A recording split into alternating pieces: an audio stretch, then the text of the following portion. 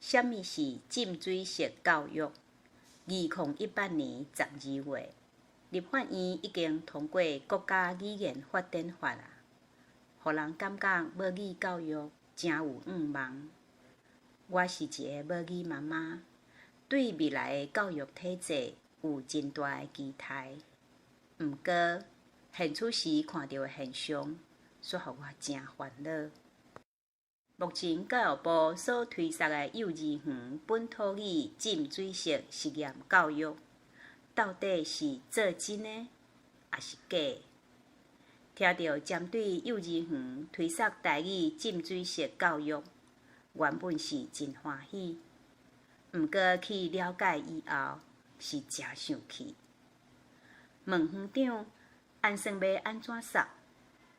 园长讲一礼拜找一天来做，而且是某一节课就好。安尼敢是浸水式？佮讲教室的布置毋免用罗马字，拢总用汉字就好。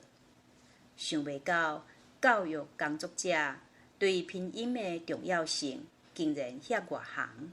其实用比较就知，学华语敢毋免学注音符号？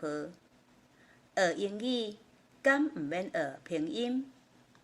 学日语敢毋免学卡那？是安怎？学台语毋免学罗马字？老师嘛讲无时间学罗马字。请问，英语老师敢会使讲无时间学英文字母？袂晓罗马字，老师敢有法度正确甲母语讲出来？学生敢会晓用台语念？上课教材是台语，也是华语，最后又搁转去全华语的教学、全华语的情景，安尼敢是浸水式教育？教育部敢有真正要催杀台语？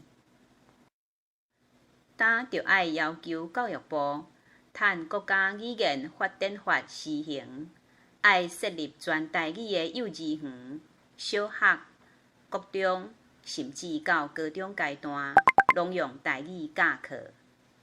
以语言罩的概念，设立语区来保护母语莫流失，互囡仔长期浸伫母语听讲的环境。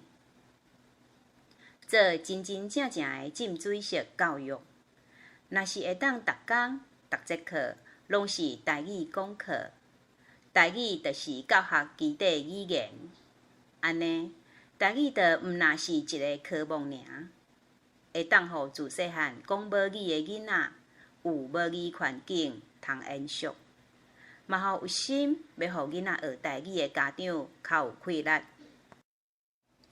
国家语言发展法施行，就爱重视语言平权甲福祉，保障人民讲母语甲母语受教权，安尼浸水式教育才有可能甲台语救活起来。